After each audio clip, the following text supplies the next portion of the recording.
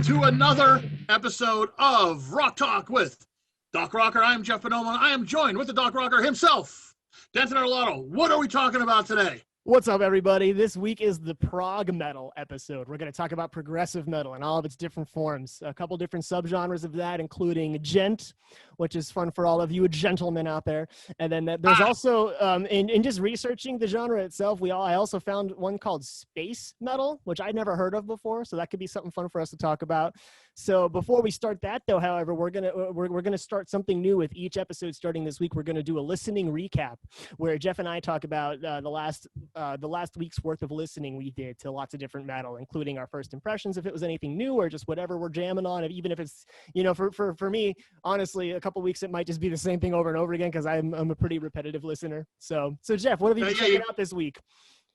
You get into that groove. I mean, there'll be a month that'll go by. I'll just listen to nothing but doom metal, Yeah, no, I could totally respect that. So what have you been checking out? What's been good this week for you? Okay, first of all, we're going to talk about prog metal and where it comes from, which is prog rock. The prog rock, how would you describe prog rock? That's interesting because I feel like my definition of it might be a little different than what you'd actually get. Now, I didn't look this up. I didn't wiki it or anything, but just based on my listening to prog rock, there are, just like with nu metal, those of you that watched last week, we did a whole episode covering nu metal as a genre by its definition and kind of exploring which bands are good examples of that. But for prog rock, one of the characterizations is long songs. There are some that that surpass 10 minutes. That's not it doesn't have to be 10 minutes to be a prog song. There are plenty of great Dream Theater songs that are 3 minutes, 4 minutes, but they're super prog. Another thing involves complex musical forms, or in layman terms, structure, how the different ideas get put together and create a map from start to finish. That has to be relatively off the beaten path, if you will. You're not going to get if it's got a verse chorus bridge structure, you're not really thinking prog. Right. You're also technical virtuosity on all of the instrumentalists' behalf. I mean, singers too. Singers got to be pretty proficient. A lot of really great prog rock bands have really high vocals, but that's not a soul defining factor. Although it's probably the most common occurrence in a lot of the most famous prog acts. Really intricate instrumental parts. Almost, and a lot of times, I like to use the word symphonic writing, but I don't mean that in the same sense of symphonic metal, where it's this dark kind of heavy metal with a symphonic orchestra sound, but symphonic writing in that the way that the melodies are constructed is very akin to how a classical composer would construct a symphony for, or like a sonata. And we could talk a little bit more about classical music. That could be that's a whole topic right there. How classical music and heavy metal combine. Yeah, and how much they really overlap in a lot of their features. Actually, I'm going to just write that down because I'm there you go. There's another episode. And let me add to that, because I think you hit the nail on the head with how you're describing prog rock. Yeah. One more addition to it. Sometimes there are unusual instruments. Mm-hmm. There are two really good examples of that with bands we could talk about today, but we'll get there. Yeah. Okay. So let's move on from there. There's the definition of prog rock. Now, early prog rock, I did some research this week, and what I've been seeing, a lot of people are saying early prog rock can be traced all the way back to the Beach Boys and the Beatles. Yeah, Beach I've Boys heard that argument. Sounds, the Beatles, Sgt. Pepper. Mm-hmm. It's we were discussing proto metal the one time. This is proto prog rock. Extended structures, complex arrangements, storytelling. Pretty much, storytelling, being experimental.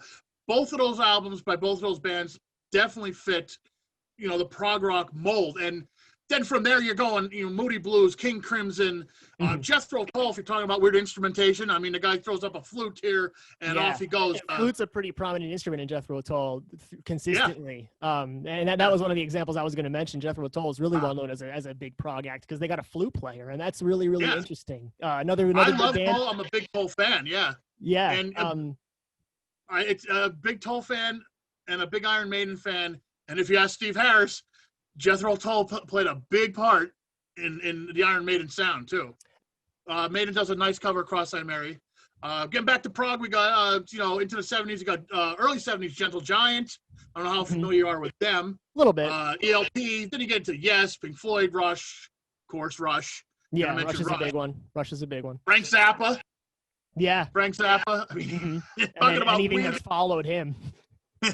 weird instrumentation right there. You know, I mean, I seen him play, you know, a song on like a bicycle rim already. You know, so it's yeah. Frank.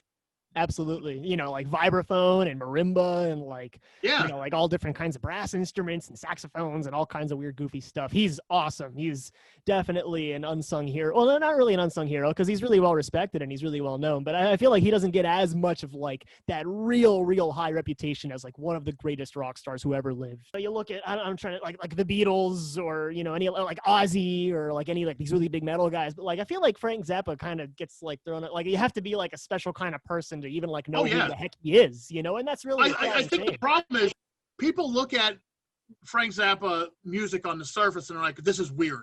That's it. It's a weird guy making jokes. But weird could be a really good defining characteristic of a lot of prog metal too. It is weird. Yeah. Prog rock, it's weird. It's different, and that's what I love about it. You know, it's why it's probably my favorite genre. Like if people ask me like, what's like your thing? I was like, I'm a prog guy. You know, I listen to prog rock, prog metal, and all of it's challenging sometimes. Yeah. Absolutely. When you listen to it the first time, a lot of times, I know for me, a lot of times I don't get it. Then I go back and listen again. Then you start hearing the patterns because the patterns are a lot more complicated than your normal pop song will say. Right. There are patterns there, but they are a lot more sophisticated. Absolutely. Right. Yeah. And, you know, like talking about like, you know, prog rock versus a pop band, gotta mention Genesis, old Genesis. Oh, yeah. Like they could get Foxtrot era. Supper's Ready, you know, with Peter Gabriel, you know, and then, you know, Genesis became a pop band. Peter Gabriel and guitar player Steve Hackett, when they left, you know, then it was like, oh, we're gonna start writing these pop songs, and off they went. Yeah, which is fine because all of Genesis's pop stuff is fine. You know, it's good music and people love it, and that's what some people love the band for. Not even so much the early prog stuff they do. You know, there are so many Genesis fans out there that never even heard "The Lamb Lies Down on Broadway." You know, right. So, and that's okay. I mean, it's for me, it's a shame. Like, oh, you got to listen to it. It's so cool, and there's so many really. But cool it's so different. There. But it is. I mean, someone that's going to enjoy even Land of Confusion by Genesis, they're going to listen to Supper's Ready or you know, something else off of Foxtrot, and they're going to be like, I don't get it. You know, where's, you know, I can't even think of another. Where's I Can't Dance, or, you know, or something by the pop version of Genesis, which is fine. They made $1 billion. Good for them, you know? Yeah, and nothing wrong with that. You know, everyone's got their success story and everyone's got their journey. Even a side little tangent there, like even Dream Theater has done that before. They've like had these like super progressive albums, and then they when Octavarium came out in like 2004, I want to say, they're like, we want to try and purposefully write songs that are shorter than 10 minutes. We want to write songs that only follow a standard musical structure. We want to write songs that could possibly be played on the radio, and they kind of challenged themselves as writers to do that. And I think a lot of the stuff on that album came out great.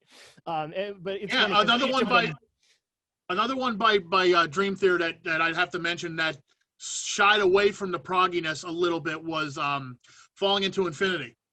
Yeah, absolutely. That's probably the first time they dabbled with more like poppy, like it's like mildly progressive, you know. That's like how I like to call it, mildly progressive music, because there's a bunch of bands that are considered prog rock that, you know, they're not Zappa or old Genesis or Rush. Like these prog metal bands came out in the 80s. Queensryche is one of them.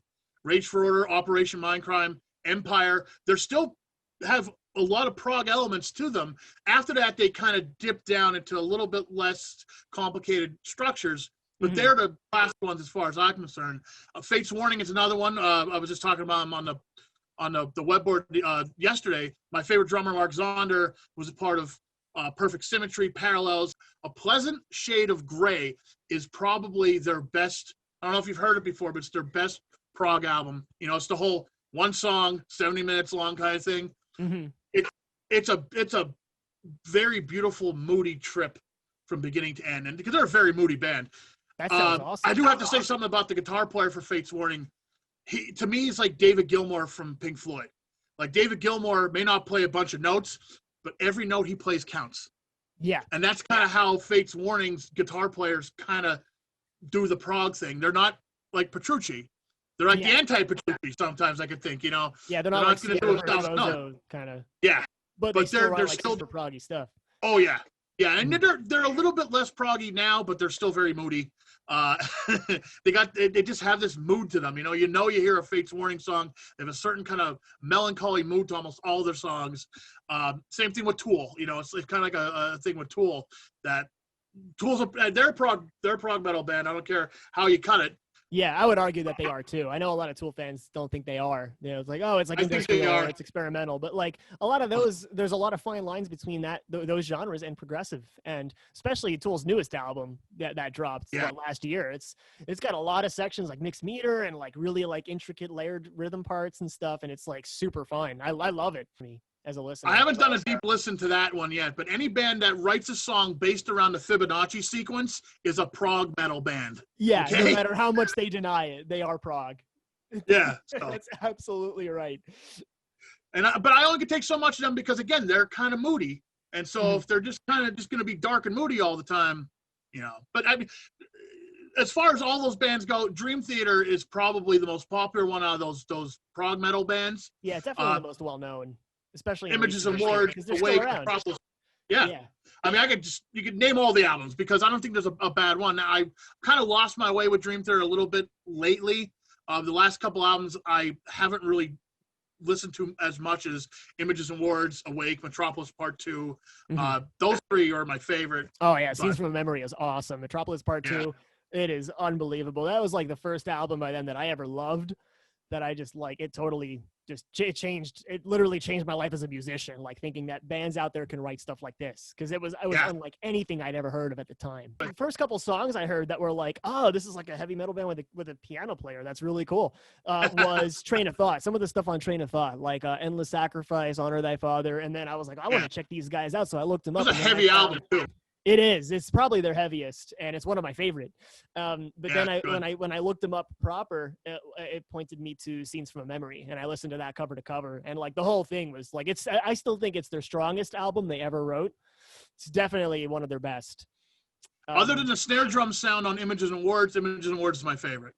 I don't like the snare sound. And it's like super you've heard the stories. Yeah, it's that was like that was a replaced snare drum. Like Portnoy even says in interviews, he's like, I don't like that snare drum. That was replaced by whoever, was producing the album. They replaced every snare hit with an electronic one. That's why on every other album, his snare doesn't sound like that. Yeah, because he used the same snare for pretty much everything, right? He's like one of those. I think he probably, real old school drummers where like it's the same kit for pretty much everything he does. If you listen to that snare drum sound, Images and Words, like now that I said that to you, you're gonna listen to it and be like, ooh, no, that doesn't sound real at all. Yeah, something about it always kind of like it. Like you could tell it's Portnoy drumming, but like it doesn't sound like him just based on the actual timbre of the drums themselves. It sounds really. It has an 80s sound to it. Yeah, it has really. Which it doesn't really detract from it so much for me because the music on that album is so solid. And that's the first album that features their current singer, James Labrie. And I know a lot of people don't like him, but he's actually one of my favorite singers. He's one of the reasons I do like the band so much, because like for me, like first getting into metal, I wasn't really into the whole like screaming vocal kind of thing. Like as we talked about in the new metal episode, I actually kind of like laughed at that stuff at first. And that was kind of where Dream Theater stepped in and was like my answered prayer of like, I like all the heavy chugging guitars. I like all the really crazy intricate drum parts, but now here all that is, but they have this like real like world-class piano player and they have like an opera singer. Like this is so cool. And like that was originally what drew me to them. And then the more I listened to them and heard the really how well developed their musical ideas are, it was like this stuff is just on a whole other level. And it's pretty much because of Dream Theater that I fell in love with the genre and got really into progressive rock and started checking out other bands, and then shortly thereafter I got really into Kansas. Another example of unorthodox instrumentation. They're really well known because they have a violin player on all their albums, and even when they play live they play with a fiddle, and it's super cool. If you've never seen Kansas live, even if you're not a big fan of like any of not even if you're not a big fan of the band, even if you're not a big fan of prog rock in general, anyone can go to a Kansas concert and be blown away and be thoroughly entertained because it gives you everything you want. There's like really chill acoustic stuff, there's really kind of straightforward 80s rock stuff, and then there's just some songs that just go way off the deep end and just like you just see the level of musicianship on that stage. It is fantastic, and we could literally do an episode on Kansas because they're probably my favorite band of all time, definitely like top 3. And we could talk we have to mention about Kansas, their new album is just as good as their other stuff.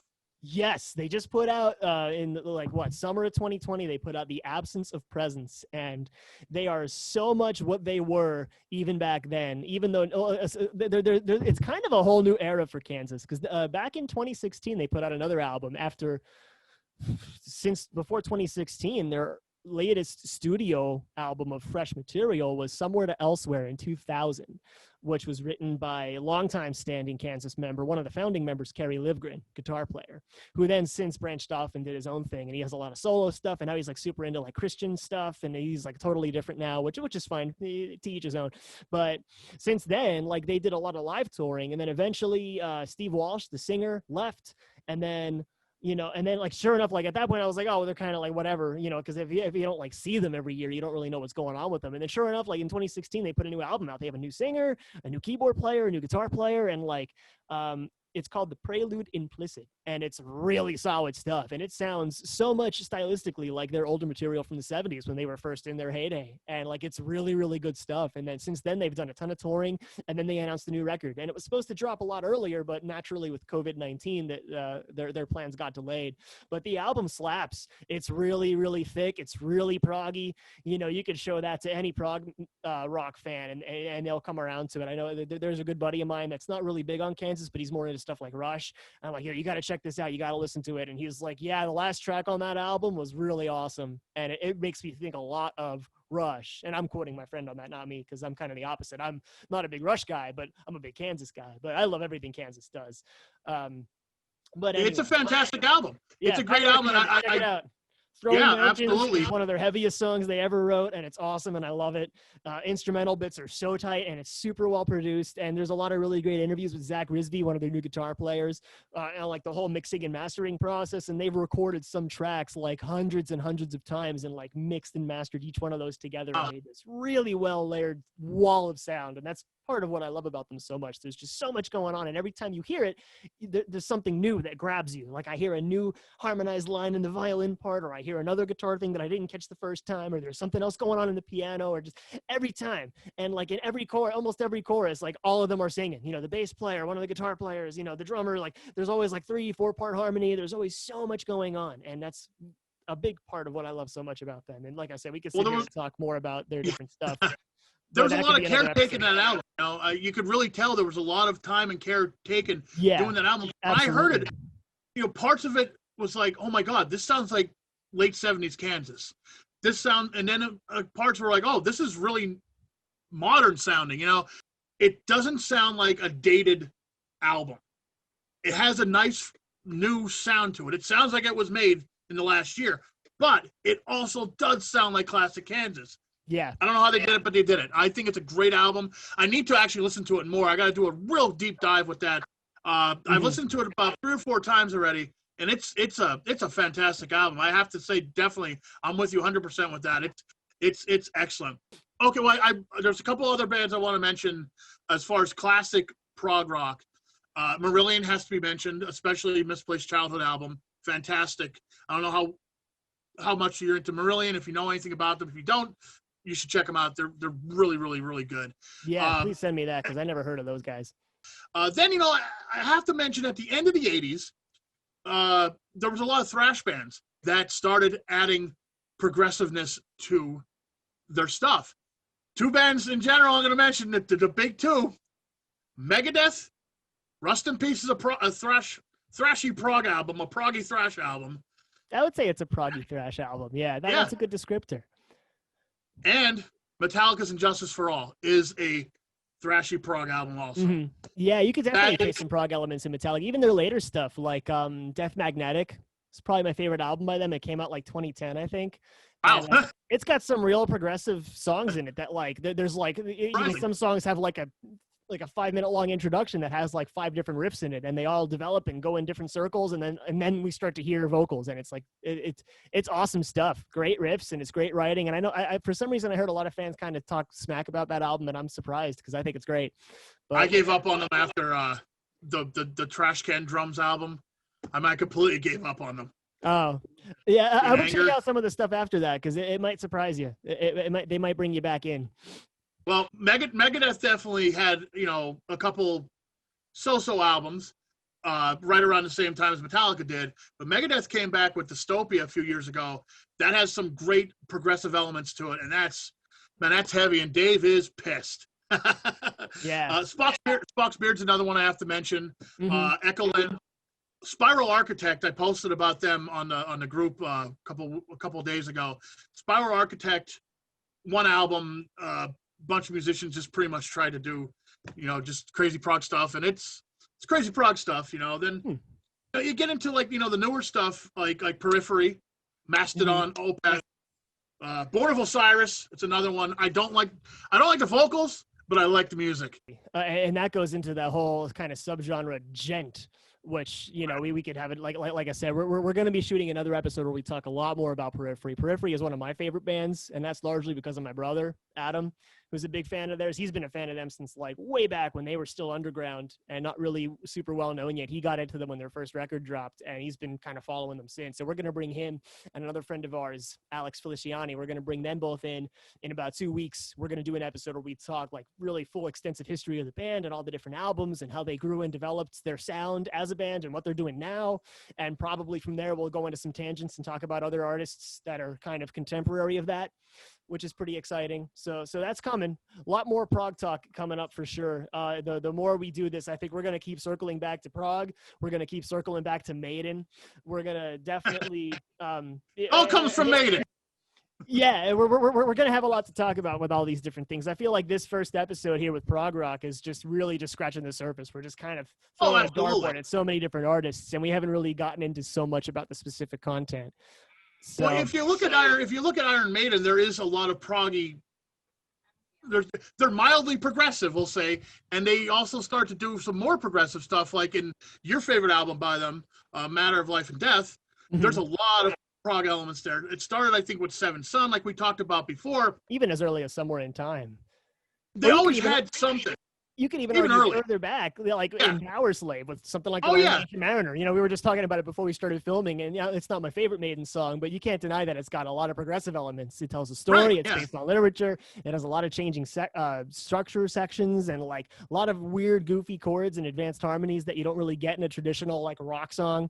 Like it all goes back to the polar opposite of what you're going to get in like hair metal and even some thrash metal. It all goes back to like those 70s prog bands, because that's where they were taking their influences from. They were taking it from old Pink Floyd and ELP and going back to King Crimson, stuff like that.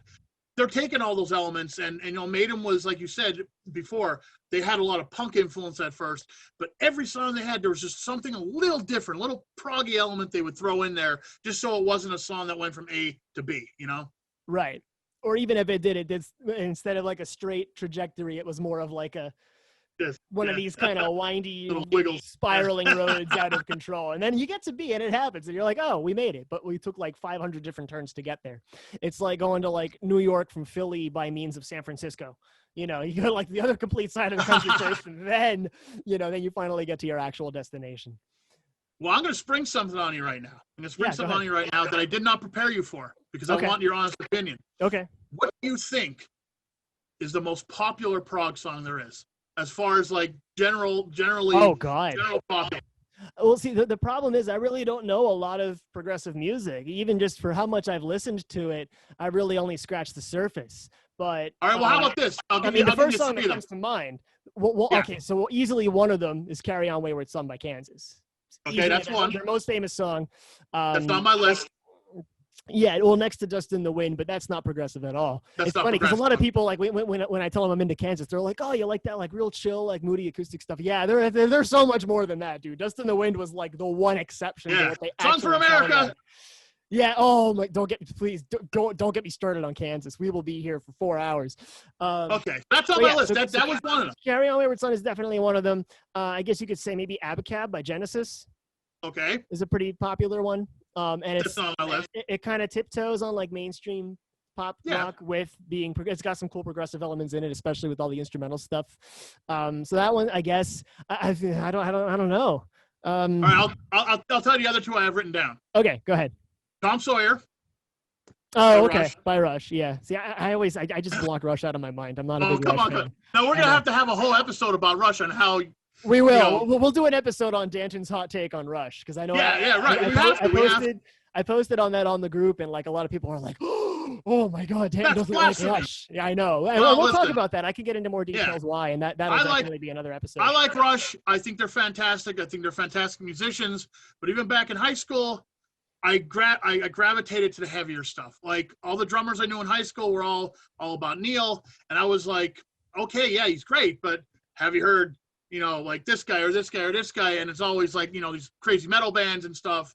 Mm-hmm. I was more, I love Rush for what they are, but they're not like even in my top 5, favorite bands ever. But okay, let's get back to the most popular prog song. Here's number one.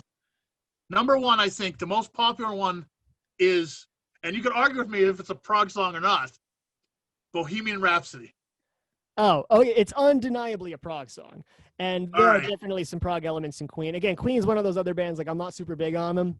They're not my thing. Like, I tried over and over to get into them. Actually, Bohemian Rhapsody is one of my least favorite songs of all time, just because of how overplayed it is. But at the end of the day, it's a solid song. It's got a lot of really interesting different parts. It's got the whole, like, operatic section with different vocal harmonies, and there's, like, this crazy cool, like, heavy guitar riff. It's a great song, and people that love it, let them love it. It's totally fine. Just for me, like, being a music teacher and working in a rock and roll school especially, is one of those, like, you're just constantly exposed to it, and it just keeps getting played. Oh, yeah. And it's funny because like something like Stairway to Heaven is right up there in that same rank with like overplayed rock songs. But I absolutely love Stairway. I can't get enough of Stairway. You could say Stairway's a progressive song. It's absolutely a progressive song, even though Led Zeppelin never really did anything else like that, and they're not really progressive at all. But that's another episode. I mean, we could do lots of different episodes where we talk about specific bands, and we plan to do so. Absolutely. So, but yeah. So, Bohemian Rhapsody is definitely that probably is the number one. Like especially like someone who's not like super into progressive rock. They're, and you say like, oh, I'm into music that's like really progressive and changes sections a lot. Oh, like Bohemian Rhapsody. It's one that comes up in like everyday layman conversation. So here's a story for you. We were playing a wedding last year, and the groom came up to us and said, "Hey, can I make a request?" I'm like, "Oh, sure." He said, "Can you guys play Bohemian Rhapsody?" And we looked at each other. We're like, not really the song you can just kind of bust out if you don't like have it. We can't whip that out. Yeah, no, you kind of need to put that together. You have to spend a couple weeks. That's what I said to him. Like, I said, you could have asked us this like a month ago. We would have had it ready. He's like, he's like, can you throw something together? We're like, no. No, you can't just throw together Bohemian Rhapsody. And that's one of the things that makes it a great song, I think. I like songs that have like a lot of like careful detail and a lot of elaborate like writing. Not to say that like I like complicated music for complicated music's sake, because I definitely don't. There's lots of prog that's out there that I've been exposed to, because I tell people I'm a prog guy. Wow. You got to check out this band or that band. And sometimes it's like, it's just too much. It's just like they're trying so hard to impress. They're like trying to go in so many notes and like it's like, look at all this math I can do. And it's like, yeah, but if it sounds like crap, then what's the point?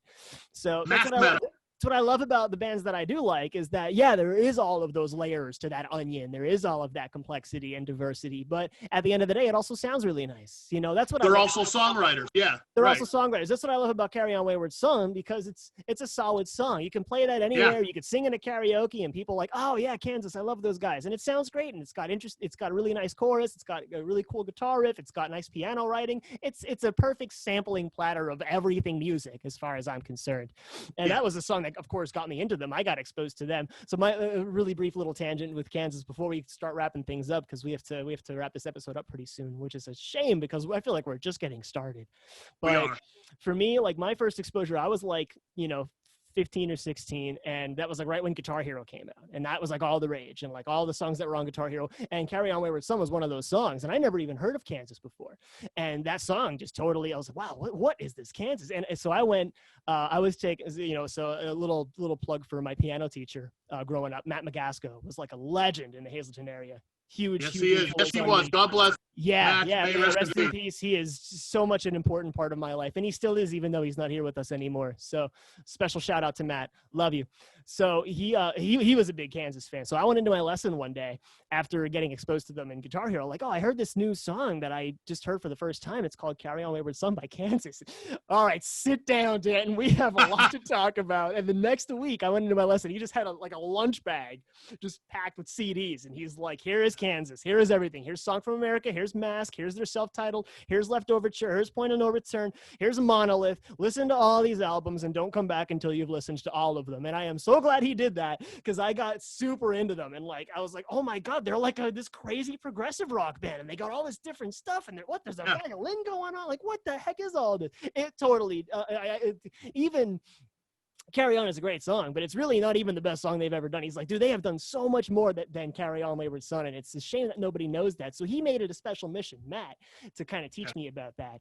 And that's part of my mission now, is to spread that love of this band and what they're really all about with so many more people, because there's like such this like kind of sequestered off like fan base of people that are just like all about Kansas. And I feel like anyone who really gets into them and gives them a fair shot, like listen to Left Overture. That's the one that starts with Carry On Wayward Son. Yeah. And then there's The Wall, and then there's What's on My Mind, which is like a real good like feel good 70s kind of like love song, whatever sort of thing. And then they hit you with something called Miracles Out of Nowhere, which is probably my favorite Kansas song. That's a great song. That whole album, like there's not a bad song on it. And no, then right not, after that same year, they put out Point of No Return, which is their also equally most famous album, and it's equally their best. That's my favorite Kansas album, is Point of No Return. Yeah. And like I was lucky. I had a cassette player in my first car. It was like a '93 Jeep Grand Cherokee. That was my dad's, and it had a cassette player in it. And I actually had an old cassette that one side of it was all of Left Overture, and then the other side was all of Point of No Return. So I would just like flip-flop both albums back to back constantly. It was the only thing I listened to for like 6 months, and I couldn't get enough of it. I still can't. I put them on my phone. I made playlists out of here's all Left Overture, here's all the Point, here's all the Point, here's all Left Overture, and I just go through it on loop, and I never get tired of it. It is some of the most amazing music that's ever been written, and that's not why I love Matt so much. I love him for so many more reasons, but that's a big part of it. He got me like super into this band, and like it's got me like, and that opened up the whole like wormhole to this whole genre of like there's so many other bands that do stuff like this. Here's another idea. We can talk about the people that influenced us, whether they be our teachers or other musicians that we met. We could do a whole episode about that. I could talk about Matt forever too. You know, he didn't teach me. I think anyone who was anything of a musician in the Hazleton area can talk about Matt for an entire hour and beyond. I mean, people knew him, man. So, okay, Wayward Son, I'll have to say, if you want to get into prog rock, Carry On My Wayward Son is the perfect starting point if you want to get into prog rock, I'd say. Like you were explaining the song before, that it just hit me. It's like, okay, if I needed to introduce somebody to prog rock, I would start with that. If I introduce somebody to prog metal, I would probably start with Pull Me Under by Dream Theater. Oh, yeah, that's another really good one. That's a good like gateway drug into prog metal. Right. There's a couple examples of Dream Theater you can do. I'm trying to think of one or two that are on Scenes from a Memory even that would be really good examples. I mean, my favorite song on that album is Dance of Eternity, but that's probably not the best, like, when you've never heard prog before. You might not want to start with that, but... Out of the three I mentioned, the best one to get into prog rock would be Wayward Son, I'd say, or Tom Sawyer. Yeah, Tom Sawyer if you're trying to, or like Working Man is another good example by Rush, I think, from their self-titled. Sure. I actually kind of like their self-titled record. That's probably my favorite Rush album that I've listened to. The only one without Neil on it. Oh, it doesn't have Neil? I didn't know that. Oh, that's interesting. The original drummer, John Rusty. The original drummer. I never knew that. I thought Neil was the original guy that they've just had forever. There's so much that and it's funny because like I'm a big prog guy. Yeah, sure. And I can sit here and pick apart almost any Dream Theater song and tell you what the actual notes are. But there's so much that I don't know, and that's what I love about doing this podcast. Because I feel like, like it's one of those things where I feel like in the future, like we're going to like I had so many people since last week reach out to me like, dude, that song's not called Break by Linkin Park. It's called One Step Closer. You idiot. That's right. What's the matter with you? And I feel like eventually once was that your brother or somebody? Well, he was one of them, but there was like other fans that are like, dude, how dare you like not know anything about this band? That's like a huge part of my life. But I feel like we're gonna get like next week. As the channel grows, we're probably gonna get so many sections of comments of like, wow, fine. But yeah, but like, I'm fine because a big part of it is we're just trying to. Go ahead. We're just talking to music. Look, when we talk about Periphery, I ain't gonna know much about them. I don't. We're gonna talk about black metal. I only know about what's his name, Varg. Yeah, that's as far as my black metal goes. Which is it's a pretty good first step. or maybe Yeah. a bad first step, depending on how you look at it. But yeah, Varg is a whole different story. That could be an episode, you know. But we're gonna bring in a guest for that one, absolutely. Yeah. But Keep the comments coming, though. Keep the comments coming. I yeah, don't care tell if they're us good, tell us bad, about all the whatever. stuff we don't know, and we'll gladly grow this thing out and make it a lot more informative and a lot more correct and accurate, you know, because we're just doing this all off the top of our heads, you know. We're not like rehearsing ahead of time. We're pretty much only planning like a week or two in advance what sort of stuff we're going to talk about. There's not really a lot of research if we plan. Sometimes we just like, all right, let's just do a Maiden episode because that's we can't think of anything else. So there's a very minimal amount of research that goes into making these episodes, and that's intentional. You know, we don't want to sit here and like really consider ourselves to be authority figures on any of that stuff. So it's better to have a conversation like this and then have it planned out and structured. So with that said, pick of the week. What have you been listening to this week? Oh yeah. So part of getting ready for today, I just started listening to Jethro Tull. So because I've listened to some of their stuff in the past, and everything I listened to I like, you know, like Locomotive Breath and Aqualung and like some of their really famous stuff. So I was on a little tangent today, and I was listening to a bunch of stuff, and I got into I went into Kerry Livgren and listened to some of his solo stuff. There's an album called Seeds of Change, which actually guest stars Ronnie James Dio as a singer. That's something you might want to check out. It is nuts. I did not know that. Check it out. It's on Spotify. And then at that point, I got into, so I was looking up more on Kerry Livgren, and then I saw like a bunch of acts he was comparable to, and I was like, oh yeah, I loved the Jethro Tull stuff that I heard. So I'm listening. I just went through the whole thing today. It's it just came out this year. It's a remaster of I want to say it's called Stormwatch.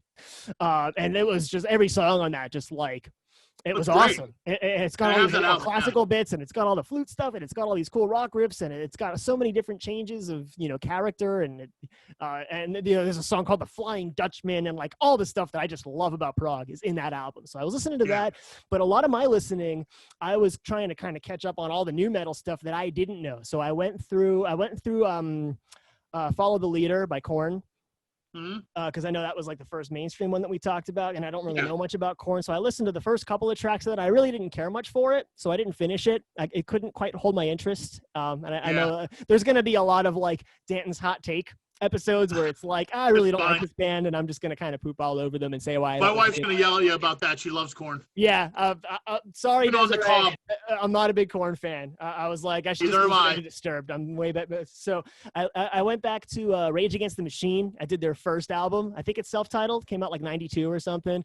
And like that just slapped. I loved it. Some of the songs in it, of course, I recognize, like Killing in the Name, but like so many of the Bomb Track, like the first opening song was awesome. Yeah, I thought it was great. I was like, this is so cool, and it's totally new metal. So any of you guys that think Rage is a new metal, fight me. We will fight. Yeah, so I've listened to all sorts of stuff. I checked all that stuff out. I've been following some of the posts on the Facebook group and tried to listen to some of those things too. But yeah, I've been going all over the place trying to catch up and listen to a lot of these artists I don't know about. I still got Linkin Park in my queue. I have a couple albums. A friend of mine messaged me on Facebook and gave me his recommendations, and I'm going to go through all of those like with a fine-tooth comb, and I'm going to give them a fair listen because I really think I'm going to like them. So yeah, and I'm keeping a list. The list just keeps growing every other day, and I'm just adding so much stuff to it. So that was my week. What about you, Jeff? Well, I've been listening to Dave Mustaine's new audiobook, which is The Making of Rust in Peace.